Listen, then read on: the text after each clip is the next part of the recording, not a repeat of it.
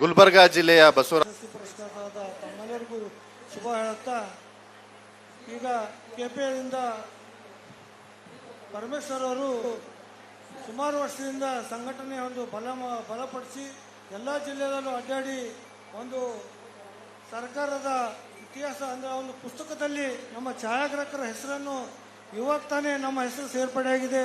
ಅದಕ್ಕೆ ಕಾರಣೀಭೂತರಾದ ನಾಗೇಶ್ ಸರ್ ಅವರೇ ಮತ್ತು ಕಾರ್ಮಿಕ ಇಲಾಖೆಯಲ್ಲಿ ನಮ್ಮ ಹೆಸರು ನೋಂದಣಿ ಇರಲಿಲ್ಲ, ಅದಕ್ಕೆ ಶ್ರಮ ಪಟ್ಟಿದ್ದಂಥ KPA ಆಡಳಿತ ಮಂಡಳಿಯ ಎಲ್ಲ ಸದಸ್ಯರು ನಮ್ಮ ಗುಲ್ಬರ್ಗಾ ಜಿಲ್ಲೆಯಿಂದ ಅವರಿಗೆ ತುಂಬಿರ್ತದೆ ಧನ್ಯವಾದ ಹೇಳುತ್ತಾ, ಮತ್ತು ನಮ್ಮ KPAಗೆ ಒಂದು ಆನೆಯ ಬಲ ಬರಬೇಕಾದ್ರೆ ಇಡೀ ರಾಜ್ಯದ ಛಾಯಾಗ್ರಾಹಕರು ಒಗ್ಗೂಡಿ ನಾವು ಎಲ್ಲರೂ ಅವ್ರ ಕೈ ಜೋಡಿಸಿದ್ರೆ ಇನ್ನೂ ಹೆಚ್ಚಿನ ಮಟ್ಟದಲ್ಲಿ ಅವರು ಸಾಕಷ್ಟು ಕೆಲಸ ಮಾಡ್ತಾರೆ ಅಂತ ಈ ವೇದಿಕೆ ಮುಖಾಂತರ ನಾನು ಅವರಿಗನ್ನು ವಿನಂತಿ ಮಾಡ್ತಾ ಇದ್ದೇನೆ. ಮತ್ತು ಅವ್ರಿಗೆ ಕೆಲಸ ಮಾಡ್ತಾರೆ ಅಂತ ನಾವು ತುಂಬ ಅವರ ಜೊತೆಗೆ ಸೇರಿಕೊಂಡು ನಾವು ಕೆಲಸ ಮಾಡೋಕ್ಕಾಗಿದೆ. ಹಾಗಾಗಿ ನಾವು ಎಲ್ಲರೂ ಒಗ್ಗಟ್ಟಿನಲ್ಲಿ ಭಾಳ ಶಕ್ತಿ ಇದೆ. ನಾವು ಎಲ್ಲರೂ ಒಗ್ಗಟ್ಟಾಗಿ ಮುಂದೋದ್ರೆ ಸರ್ಕಾರದಿಂದ ಇನ್ನೂ ವಿವಿಧ ಬೇಡಿಕೆಗಳನ್ನು ಸಲ್ಲಿಸ್ಬೋದು ಮತ್ತು ಅವ್ರ ಕಡೆಯಿಂದ ನಾವು ಎಲ್ಲ ಕೆಲಸಗಳನ್ನು ಮಾಡಿಸ್ಕೋಬೋದು ಅಂತ ಹೇಳಿ ನಾನು 2 ಮಾತು ಮುಗಿಸ್ತೇನೆ. ಧನ್ಯವಾದ. ಸದಸ್ಯರಲ್ಲಿ ವಿನಂತಿ, ದಯಮಾಡಿ ಎಲ್ರಿಗೂ ಚೇರ್ಸ್ ಕೊಡಿ. ದಯಮಾಡಿ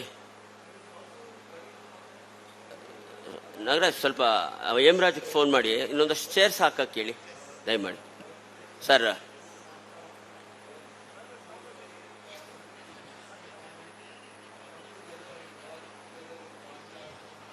ಎಲ್ಲರಿಗೂ ಮೊದಲಿಗೆ ನಮಸ್ಕಾರಗಳು. ನಮಸ್ಕಾರನಾ? ಎಲ್ಲರಿಗೂ ನಮಸ್ಕಾರಗಳು. Thank you. ವಿಶೇಷವಾಗಿ ಕರ್ನಾಟಕ ಛಾಯಾಚಿತ್ರ ಸಂಸ್ಥೆಗೀಗ ಹಳೆ ಮೈಸೂರು ಸಂಸ್ಥಾನದಿಂದ ಮೈಸೂರು ಫೋಟೋಗ್ರಫಿ ಅಸೋಸಿಯೇಷನ್ನಿಂದ ಇಲ್ಲಿಗೆ 70 ವರ್ಷಗಳ ಸಂಭ್ರಮ. ದೊಡ್ಡ ಚಪ್ಪಾಳೆ ಕೊಡಿ ಅದಕ್ಕೆ. ಮೈಸೂರು ಮಹಾರಾಜರು ಈ ಸಂಸ್ಥೆಯನ್ನ ಉದ್ಘಾಟನೆ ಮಾಡಿದಂಥ ಸಂದರ್ಭ. ಛಾಯಾಗ್ರಾಹಕರಿಗೆ ಒಂದು ಹೊಸ ಬದುಕನ್ನು ಕಟ್ಟಿಕೊಡ್ಬೇಕು, ಛಾಯಾಗ್ರಾಹಕರಿಗೆ ಹೊಸ ಆಲೋಚನೆಯನ್ನು ಸೃಷ್ಟಿ ಮಾಡಬೇಕು ಈ ಸಮಾಜದಲ್ಲಿ ಅಂತೇಳಿ ಅವತ್ತು ನಮ್ಮೆಲ್ಲರ ದೊರೆ ಶ್ರೀ ಜಯಚಾಮರಾಜೇಂದ್ರ ಒಡೆಯರು ಈ ಸಂಸ್ಥೆಯನ್ನ ಉದ್ಘಾಟನೆ ಮಾಡಿಕೊಡ್ತಂಥ ಒಂದು ಸುಸಂದರ್ಭದಿಂದ ಹಿಡಿದು ಇವತ್ತಿನ ಕರ್ನಾಟಕ ಛಾಯಾಚಿತ್ರ ಗ್ರಾಹಕರ ಸಂಸ್ಥೆಗೆ ಇವತ್ತು 70ರ ದಶಕ. ನಿಜವಾಗಿ ಈ 70ರ ದಶಕದಲ್ಲಿ 185 ವರ್ಷಗಳ ಇತಿಹಾಸ ಇರತಕ್ಕಂಥ ಫೋಟೋಗ್ರಫಿಗೆ ಕರ್ನಾಟಕದಿಂದ ಅರ್ಧ ಆಯುಷು ಪೂರೈಸಿದ್ದೀವಿ. ಅದರ ಮೇಲೆ ಸ್ನೇಹಿತರೆ ದಯಮಾಡಿ ಎಲ್ಲರೂ 1-2 ನಿಮಿಷ ನೋಡಿ, ಹಿಂದೆ ಇರ್ತಕ್ಕಂಥವ್ರು 1-2 ನಿಮಿಷ ಕೇಳಿಸ್ಕೋಬೇಕು ನೋಡಿ. ದಯಮಾಡಿ ಇಲ್ಲಿ ನೋಡಿ, ತುಂಬ ಇಂಪಾರ್ಟೆಂಟ್ ಇದೆ. ತುಂಬ ಇಷ್ಟೆಲ್ಲ ನಿಮ್ಮನ್ನೆಲ್ಲ ಒಂದು ಕಡೆ ಸೇರಿಸೋದಕ್ಕೆ ಭಾಳ ಶ್ರಮ ಹಾಕಿದ್ದೇವೆ ಎಲ್ಲರೂ. ನೀವೆಲ್ಲ ಯಾಕೆ ಒಂದು ಕಡೆ ಬರಬೇಕು ಅನ್ನೋದಕ್ಕೆ ಭಾಳಷ್ಟು ವಿಚಾರಗಳಿದೆ, ಭಾಳ ದೊಡ್ಡ ವಿಚಾರಗಳಿದೆ. ನೀವೆಲ್ಲ ಒಂದು ಕಡೆ ಬರಬೇಕು ಅನ್ನೋ ಉದ್ದೇಶ. ಯಾಕೆ ಬರಬೇಕು ನಾವೆಲ್ಲ ಒಂದು ಕಡೆ? ಇವತ್ತು ನೀವು ನಂಬ್ತಿರೋ ಹೇಗೆ ನಮ್ಮ ಕಾರ್ಯಕ್ರಮವನ್ನ ಮಾನ್ಯ ಸಿದ್ದರಾಮಯ್ಯ ಸಾಹೇಬರು ಮುಖ್ಯಮಂತ್ರಿಗಳು, ಕರ್ನಾಟಕದ ದೊರೆ ಮಾನ್ಯ ಮುಖ್ಯಮಂತ್ರಿಗಳು ಇನಾಗ್ರೇಷನ್ ಮಾಡಬೇಕಾಗಿತ್ತು. ನಾವು ಸ್ಟ್ರೆಂತ್ ಇಲ್ಲದೆ ಇರೋದ್ರಿಂದ, ನಮ್ಮಲ್ಲಿ ಒಗ್ಗಟ್ಟಿಲ್ಲದೆ ಇರೋದ್ರಿಂದ ಸರ್ಕಾರದ ಯಾವುದೇ ಒಬ್ಬ ಶಾಸಕರು ಸಹ ಬರಲಿಲ್ಲ. ಇದೊಂದು ದೊಡ್ಡ ಅವಮಾನ ನಮಗೆಲ್ಲ. ದಯವಿಟ್ಟು ನಾವು ಯಾವ ರೀತಿ ಬೆಳಿಬೇಕು ಅಂದ್ರೆ, ಮುಂದೆ ಛಾಯಾಗ್ರಾಹಕರು ಎಲ್ಲಿದ್ದಾರೆ ಅಲ್ಲಿಗೋಗಿ ಅವ್ರ ಕಾರ್ಯಕ್ರಮಕ್ಕೆ ಅಟೆಂಡ್ ಮಾಡಬೇಕು ಅಂತೇಳಿ ಪ್ರಧಾನಮಂತ್ರಿಗಳೇ ಬರಬೇಕು, ಆ ಥರ ನಾವು ತಯಾರಾಗಬೇಕು. ಇದು ನನ್ನ ಆಸೆ, ಇದು ನಮ್ಮ ಆಸೆ.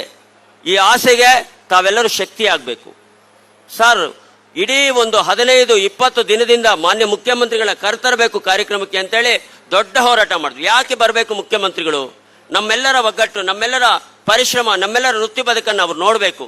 ನಾವಿಷ್ಟು ಜನ ಈ ವೃತ್ತಿಯಲ್ಲಿ ಇದ್ದೇವೆ, ನಮ್ಗೇನ್ ಮಾಡಿದೆ ಸರ್ಕಾರ, ನಾವೇನ್ ಮಾಡೋಕ್ಕೆ ಹೊರಟಿದ್ದೇವೆ, ಇದ್ರ ಬಗ್ಗೆ ಏನು, ಛಾಯಾಗ್ರಾಹಕರ ಬಗ್ಗೆ ಸರ್ಕಾರ ಏನ್ ತಗೊಂಡಿದೆ ನಿರ್ಣಯ, ಅದನ್ನ ನಾವು ನೋಡ್ಬೇಕಲ್ಲ. ಅವ್ರು ಬಂದಿಲ್ಲ ಒಂದಷ್ಟು ಮಾತಾಡ್ಬೇಕಲ್ಲ. ಅದಕ್ಕಾಗಿ ನಾನು ಇಷ್ಟೆಲ್ಲ ಹೋರಾಟ ಮಾಡಿದ್ವಿ. ಆದ್ರೆ ಯಾವೊಬ್ಬ ಅಧಿಕಾರಿನೂ ಬರಲಿಲ್ಲ ಸರ್. ಬಹಳ ಬೇಸರ ಆಯ್ತು, ಬಹಳನೇ ಬೇಸರ ಆಗಿದೆ ಈ ವಿಚಾರದಲ್ಲಿ. ದಯವಿಟ್ಟು ನೋಡಿ, ನಾವು ಛಾಯಾಗ್ರಾಹಕರು ಮುಂದಿನ ದಿನಗಳಲ್ಲಿ ಇದೊಂದು ಚಾಲೆಂಜ್ ನಮಗೆ. ಸರ್ಕಾರನ ಮುಂದೆ ಬರಬೇಕು, ಆ ತರ ನಾವು ಮಾಡ್ಕೋಬೇಕು. ಇದು ನಿಮ್ಮೆಲ್ಲರ ಜವಾಬ್ದಾರಿ. ದಯಮಾಡಿ ಇವತ್ತು ಹೇಳ್ತಾ ಇದ್ದೀನಿ, ನನ್ನ ನಾಡಿನ ಛಾಯಾಗ್ರಾಹಕರಿಗೆ ಹೇಳ್ತಾ ಇದ್ದೀನಿ, ಸರ್ಕಾರ ನಮ್ಮ ಮುಂದೆ ಬಂದು ನಿಂತ್ಕೋಬೇಕು. ಆ ಮಟ್ಟಕ್ಕೆ ನಾವು ಬೆಳಿಬೇಕು. ಅದು ನಮ್ಮ ಸಂಘಟನೆಗಳು ಜೊತೆ ಆಗಬೇಕು. ಇದಕ್ಕೆ ನೀವೆಲ್ಲ ಜೊತೆಯಾಗಿ ಅಂತ ನಾನು ನಮ್ಮಲ್ಲಿ ತಮ್ಮೆಲ್ಲರಲ್ಲಿ ವಿನಂತಿ ಮಾಡ್ತಾ ಇದ್ದೀನಿ ಸರ್. ಆಗ್ಬೋದಾ? ಇದಕ್ಕೆ ದೊಡ್ಡ ಚಪ್ಪಾಳೆ ಕೊಡ್ಬೇಕು ಸರ್. ನಾವಿದ್ದೇವೆ. ನಾಡಿನ ಛಾಯಾಗ್ರಾಹಕರು ಸರ್ಕಾರದ ಮುಂದೆ ನಮ್ಮ ಒಗ್ಗಟ್ಟನ್ನು ಪ್ರದರ್ಶಿಸಬೇಕು. ಅವತ್ತು ನಾವು ನಿಜವಾದ ಛಾಯಾಗ್ರಾಹಕರ ಸಂಘಟನೆ ಅಂತೇಳಿ ನಾನಂತೂ ಭಾವಿಸಿದ್ದೀನಿ. ಇವತ್ತು ರಾಜ್ಯದಲ್ಲಿ ಸುಮಾರು 2.5 ಲಕ್ಷ ಛಾಯಾಗ್ರಾಹಕರಿದ್ದಾವೆ. 2.5 ಲಕ್ಷ ಛಾಯಾಗ್ರಾಹಕರಿಗೆ 2.5 ಲಕ್ಷ ಕುಟುಂಬಗಳಿದೆ. 2.5 ಲಕ್ಷ ಕುಟುಂಬಗಳಂದ್ರೆ ಗಂಡ ಹೆಂಡತಿ ಮಕ್ಕಳು, ಅವ್ರ ತಾಯಿ ತಂದೆ ಅಣ್ಣ ತಮ್ಮಂದಿರು, ಎಷ್ಟು ದೊಡ್ಡ ಕುಟುಂಬ ಇದೆ. ಎಷ್ಟು ಲಕ್ಷಾಂತರ ಜನ ಆದ್ವಿ ನಾವು. ಅದ್ರ ಬಗ್ಗೆ ಅವ್ರು ಯೋಚನೆ ಮಾಡಲಿಲ್ಲ. ದಯಮಾಡಿ ಒಬ್ಬ ಛಾಯಾಗ್ರಾಹಕ ಒಂದು ಏರಿಯಾದಲ್ಲಿ ಇದ್ದಾನಂದ್ರೆ 1000 ಜನ ಯಾರೋ ಸ್ವಲ್ಪ ಸೌಂಡ್ ಕೊಡಿ ಸ್ವಲ್ಪ ಸೌಂಡ್ ಕೊಡಿ. ಇವರೆಲ್ಲ ಬರ್ತಾರೆ ಅಂತ ನಾನು ಆಲೋಚನೆ ಮಾಡಿದ್ದೆ. ಎಷ್ಟು ವೇದಿಕೆಗೋಸ್ಕರ ತಯಾರಿ ಮಾಡಿದ್ದೀವಿ ಗೊತ್ತಾ? ಬರ್ತಾರೆ ಅಂತೇಳಿ ಒಂದು ವಿಡಿಯೋ ಕಾಲ್ ಮಾಡಿ ಎಷ್ಟು ಜನ ಸೇರಿದ್ರು ನೋಡೋಣ ಅಂತೇಳಿ. ಅಂದರೆ ನಮ್ಗೆ ಎಷ್ಟು ಅವಮಾನ ಆಯಿತು ನೋಡಿ. ನಾವು ವಿಡಿಯೋ ಕಾಲ್ ಮಾಡಿ ತೋರಿಸ್ಬೇಕು ಅವರಿಗೆ ಎಷ್ಟು ಜನ ಇದ್ದೀವಿ ನಾವೆಲ್ಲ ನಿಮ್ಮ ಮತದಾರರು, ನಿಮ್ಮ ವೋಟರ್ಸ್ ಇಲ್ಲಿ ಕೂತಿದ್ದೀವಿ, ಬನ್ನಿ ನೋಡಿ ಬನ್ನಿ. ನಮಗೆ ಅವ್ರಿಗೂ ಏನಾರ ಮತ ಹಾಕಬೇಕು ಅಂದರೆ ಸಣ್ಣ ಗಲ್ಲಿದ್ರು ಹೋಗಿ ನಿಂತ್ಕೊಂಡು ಭಾಷಣ ಮಾಡ್ಬಿಟ್ಟು ಹೊಡೋಗ್ತಾರೆ. ನಾವೆಲ್ಲ ಇಷ್ಟು ದೊಡ್ಡ ಪ್ರಮಾಣದಲ್ಲಿ ಸೇರಿದ್ದೀವಿ ಬನ್ನಿ ಅಂತ ಹೇಳಿದ್ರೆ ಅವ್ರಿಗೆ ವಿಡಿಯೋ ಕಾಲ್ ಮಾಡಿ ಅವ್ರ ಸರ್ಕಾರಕ್ಕೆ ತೋರಿಸ್ಬೇಕಂತೆ. ಇದೆಂಥ ಅವಮಾನ ರೀ, ಇದೆಂಥ ಅವಮಾನ.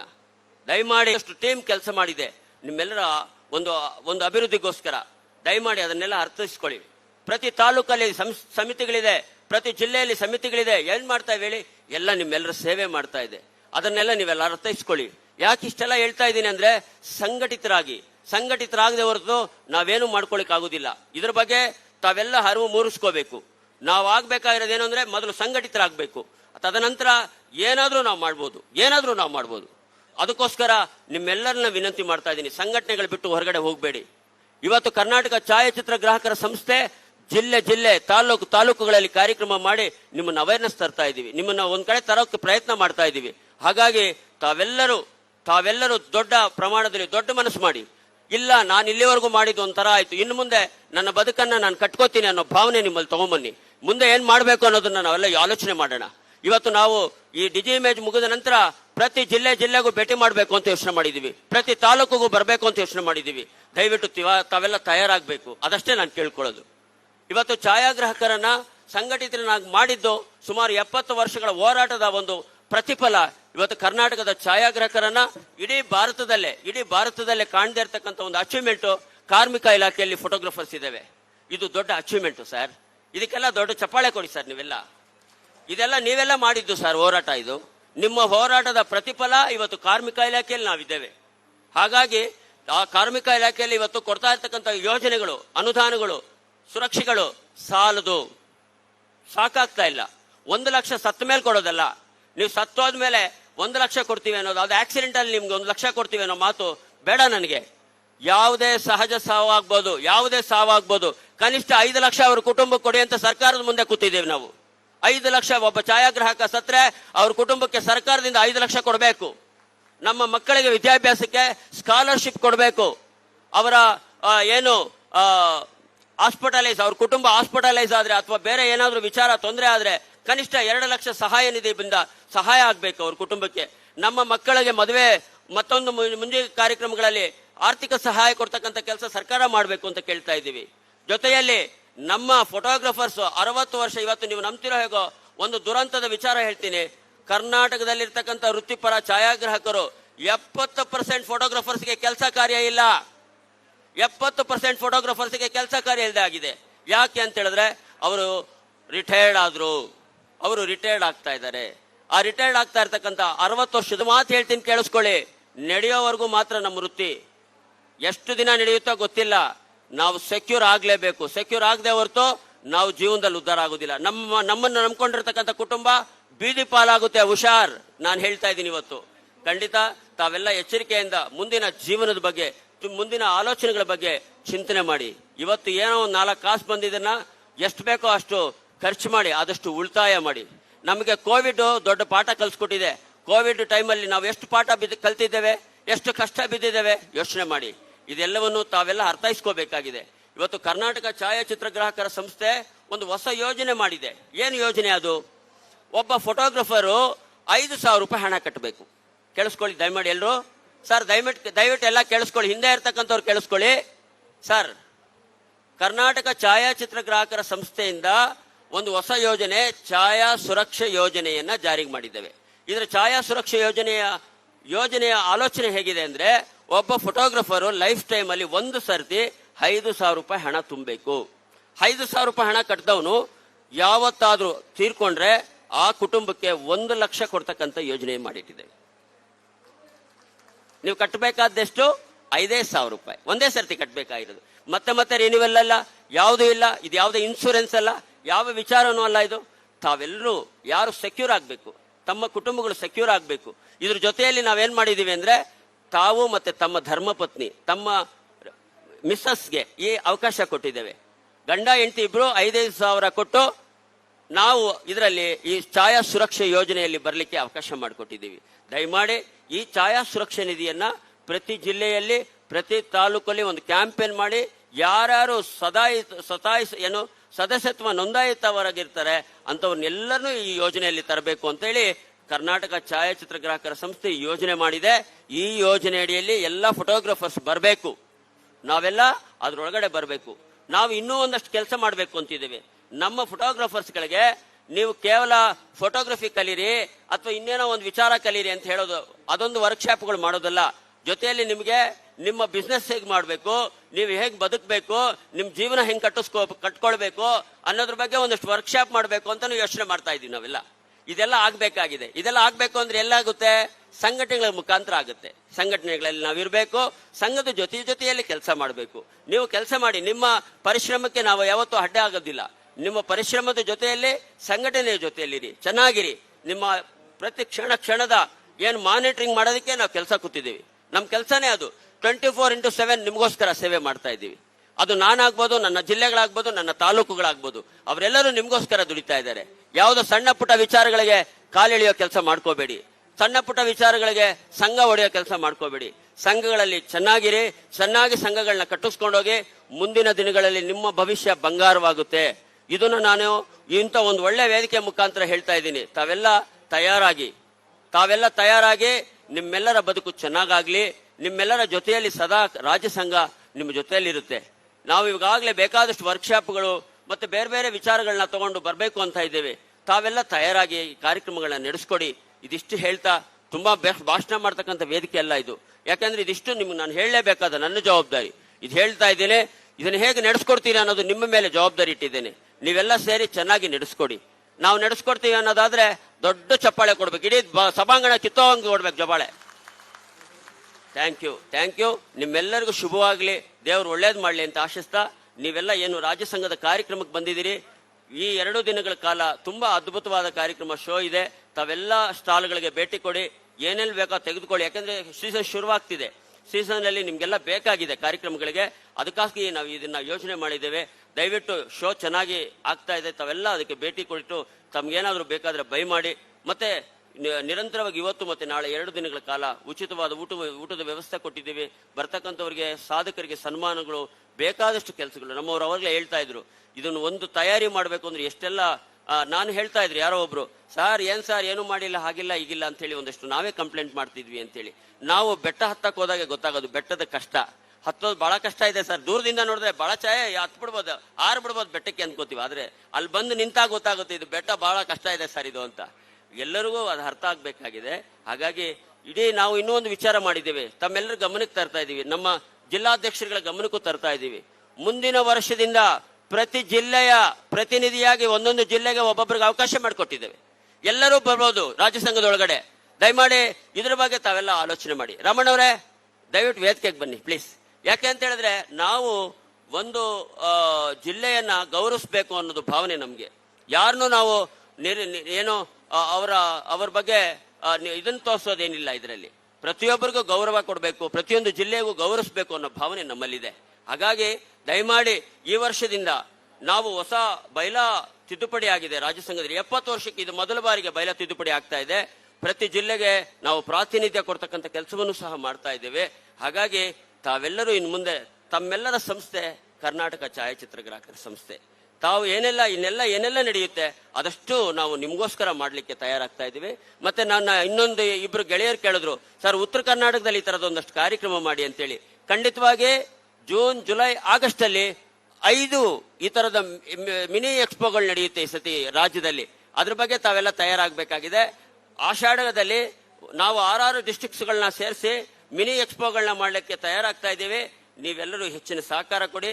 ಅದ್ರ ಜೊತೆಯಲ್ಲಿ ಏನು ನಾವು ಆ ಮಿನಿ ಎಕ್ಸ್ಪೋಸ್ ನಾವು ಮಾಡ್ತೀವಿ, ಅಲ್ಲಿ ಆ ಬಂದಂತ ಹಣವನ್ನ ಬಂದಂತ ಏನು ಅಲ್ಲಿ ಲಾಭಾಂಶವನ್ನ ನಮ್ಮ ಆ 6 ಜಿಲ್ಲೆಗಳ ಡೆವಲಪ್ಮೆಂಟ್ಗೆ ಪ್ರತಿ 6 ಜಿಲ್ಲೆಗಳನ್ನ ಸೇರಿಸಿ 3-5 ಎಕ್ಸಿಬಿಷನ್ ಮಾಡ್ತಾ ಇದ್ದೀವಿ. ಅಲ್ಲಿ ಬಂದಂತ ಆದಾಯದ ಒಟ್ಟು ಹಣವನ್ನ ಆಯಾ ಜಿಲ್ಲೆಗಳ ಅಭಿವೃದ್ಧಿಗೆ ಕೊಡಬೇಕು ಅಂತ ಡಿಸೈಡ್ ಮಾಡಿದ್ದೀವಿ.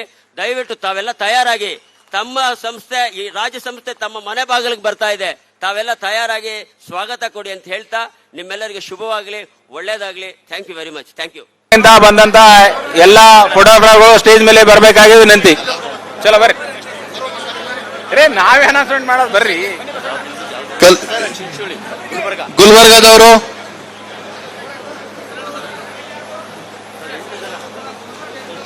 ವೀರಣ್ಣ, ಅಮೃತ, ಹುಸೇನ್ ಸಾಬ್, ಅಶೋಕ್, ಮಹಂತಪ್ಪ, ಅಂಬು, ಚನ್ನವೀರಯ್ಯ, ಗುರುರಾಜ್, ಸತೀಶ್.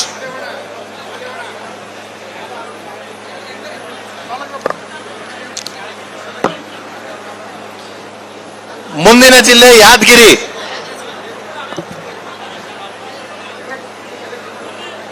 ಯಾದಗಿರಿ ಮುಂದಿನ ಜಿಲ್ಲೆಯವರು. ಯಾದಗಿರಿ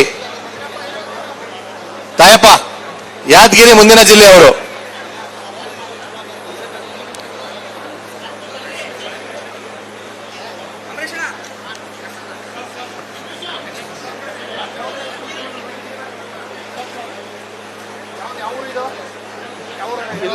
ಗುಲ್ಬರ್ಗ. ಇದು ಯಾದಗಿರಿ ಮುಂದಿನ ಜಿಲ್ಲೆ. ಯಾದಗಿರಿ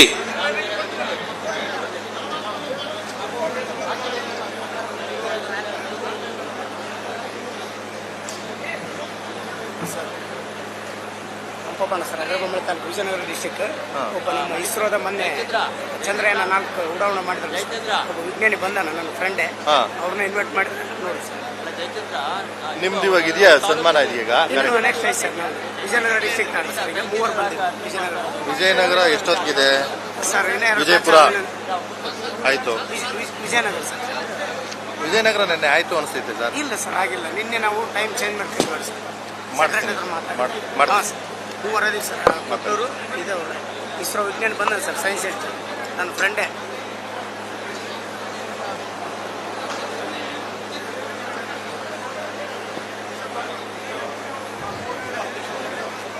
ಯಾದಗಿರಿಯವರು ವಿನೋದ್, ಚಂದ್ರಶೇಖರ್, ಅಂಬರೀಶ್, ವಿಶ್ವ, ನಾಗರಾಜ್, ಶಶಿಕಾಂತ್ ಎಲ್ಲರೂ ಇದ್ದೀರಲ್ಲ?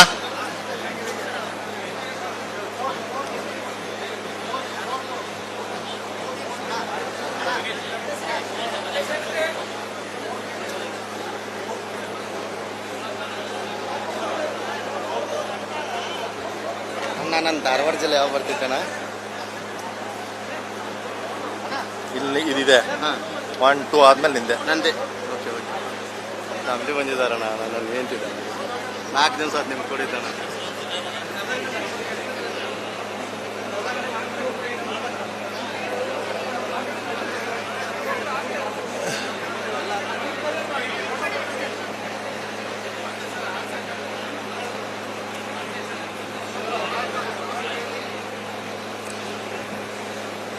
ಸ್ವಲ್ಪ ಬೇಗ ಬೇಗ ಫೋಟೋಗಳನ್ನ ತೆಗೆಸ್ಕೊಳ್ಳಿ.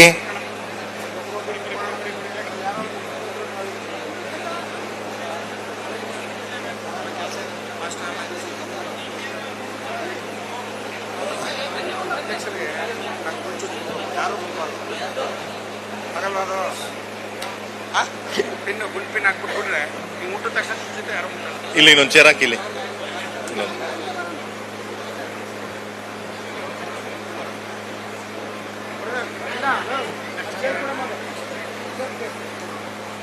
ನೆಕ್ಸ್ಟ್ ಯಾದಗಿರಿ ಬಂದ್ಬಿಟ್ಟೈತೆ, ಆಮೇಲೆ ಮೈಸೂರು.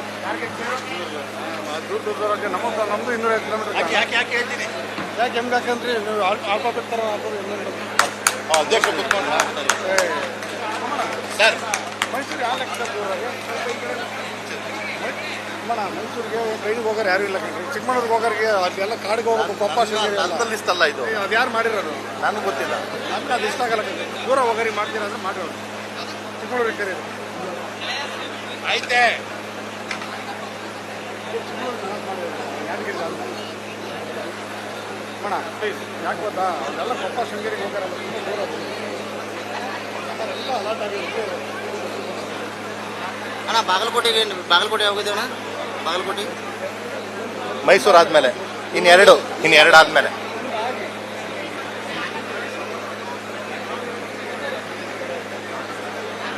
ಯಾವ್ದು ಯಾರಿಗಿಲ್ಲ ಸಾಹೇಬ್ನ ಮಾಡಿ ಇನ್ಫ್ಲೂಯೆನ್ಸ್ ಸರ್. ಇನ್ಫ್ಲೂಯೆನ್ಸ್ ಮಾಡಿ ನೋಡ್ರಿ ನಾನು ಇಲ್ಲಿದ್ದೆ ನೋಡಪ್ಪ. ಅಣ್ಣಂದು ಇಲ್ಲಿ ನನಗಿದ್ದು ಅಣ್ಣನ ಪರ್ಮಿಷನ್ ತಗೊಂತೀನಿ ಬೇಕಾದ್ರೆ ನಾವು ಏನ್ ಮಾಡಕ್ಕೆ ನೋಡೋಣ. ನಮ್ಮ ಅಣ್ಣರು ಒಪ್ಪಿಗೆ ಕೊಟ್ಟಾರೆ ಏನಂತ? ಧಾರವಾಡದ ನನ್ನ ಜಾಗ ಅವ್ರಿಗೆ ಬಿಟ್ಕೊಡಿ. ನಮ್ಮ ಜಾಗ ಅವ್ರಿಗೆ ಬಿಟ್ಟು. ಯಾವ್ದು ಇದನ್ನ ಬೇರೆಯವ್ರು ಬಂದು ಗಲಾಟೆ ಮಾಡ್ತಾರೆ, ಅದನ್ನೇನ್ ಮಾಡೋದು? ಅದನ್ನ ನಾನು ಹೇಳ್ತಿದ್ದೆ. ಯಾರಿದಾರ ಈಗ ಅಲ್ಲ, ಅದು ಈಗ ಬೇರೆಯವ್ರು ಬಂದು ಗಲಾಟೆ ಯಾರು ಮಾಡ್ತಾರೆ. ನೋಡಕ್ ಬರ್ತಾರೆ? ನೀವು ಯಾರಿಗೆ ತೋರ್ಸಬೇಕು? ಲಿಸ್ಟ್ ಇತ್ತು, ಎಲ್ಲ ಗ್ರೂಪ್ಗಳು ಆಗೈತೆ. ಯಾರು ಹೇಳಿದವರು ಬಂದು ಅವಾಗ ಏನ್ರಾಗೆ ತೋರಿಸಿದ್ದು? ವಾಟ್ಸಪ್ ಅಲ್ಲಿ ತೋರಿಸಿದ್ದು. ಯಾಕ್ ಮಾಡಿದ್ರಿ ಅಂತ ಕೇಳಿದ್ರು. ಯಾದಗಿರಿ ಆದ್ಮೇಲೆ ಚಿಕ್ಕಮಗಳೂರು. ಅಧ್ಯಕ್ಷರು ಮಧ್ಯದಲ್ಲಿ ಕೂತ್ಕೊಳ್ಬೇಕಾಗಿ ವಿನಂತಿ. ಹನ್ನೊಂದಿರೋ ಟೋಟಲ್ 5 ಆಗಿದೆ. ಗುಲ್ಬರ್ಗ ಜಿಲ್ಲೆಯ ಸಂಘಟನಾ ಶಕ್ತಿಯ ಒಂದು ಗೌರವ ಸ್ಮರಣೆಯನ್ನು ಅಧ್ಯಕ್ಷರಿಗೆ ನೀಡಿ ಒಂದು ಗೌರವಪೂರ್ವಕವಾಗಿ ಒಂದು ಸ್ಮರಣೆಯನ್ನು ನೀಡ್ತಾ ಇದ್ದಾರೆ. ಕುಯ್ಬಾರ್ದು ಸಿಗಲಿಲ್ಲ ಇಲ್ಲಿ. ಬೆಳಗಾಂ ಡಿಸ್ಟ್ರಿಕ್ಟ್ ಮಾಡಿ ಜಾಗ ಬಿಟ್ಬಿಟ್ಟ. ಟ್ರೈನ್ ಮುಗಿತಲ್ಲ. ಎಲ್ಲ ಒಂದ್ ಕಡೆ ಇತ್ತು, ಬೆಳೆದ ಎಲ್ಲರ ಹೆಸರು ತಂದು ಮುಗಿಸ್ಕೊಂಡು ಹೋಗ್ಬಿಟ್ಟ. ಇನ್ನೇನು ಬೇಕು? ಇನ್ನೇನು ಬೇಕಾಗಿಲ್ಲ. ಯಾರು ಏನಾರ ಆಗಲಿ.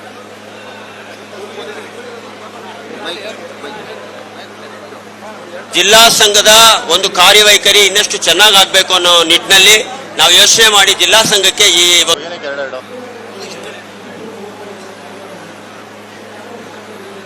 ಗುಲ್ಬರ್ಗ ಜಿಲ್ಲೆಯ ಸಂಘಟನೆಯ ಒಂದು ಶಕ್ತಿಯ ಸ್ವರೂಪ ಅಂತ ಹೇಳಿ ಈ ಒಂದು ಪ್ರಶಸ್ತಿಯನ್ನು ನೀಡಿ ಅವರಿಗೆ ಗೌರವಿಸ್ತಾ ಇದೆ. ಆದಷ್ಟು ಬೇಗ ಒಂದು ಗ್ರೂಪ್ ಫೋಟೋ ತಗೊಳ್ಬೇಕು ಅಂತ ನಮ್ಮ ಛಾಯಾಗ್ರಾಹಕರು ರೆಡಿ. ಬೇಗ ಒಂದು ಯಾದಗಿರಿ ಒಂದು ಹೋಗ್ಬೇಕು. ಮುಂದಿನ ಜಿಲ್ಲೆ ಯಾದಗಿರಿ ಅವರು ರೆಡಿ ಇದ್ದಾರೆ.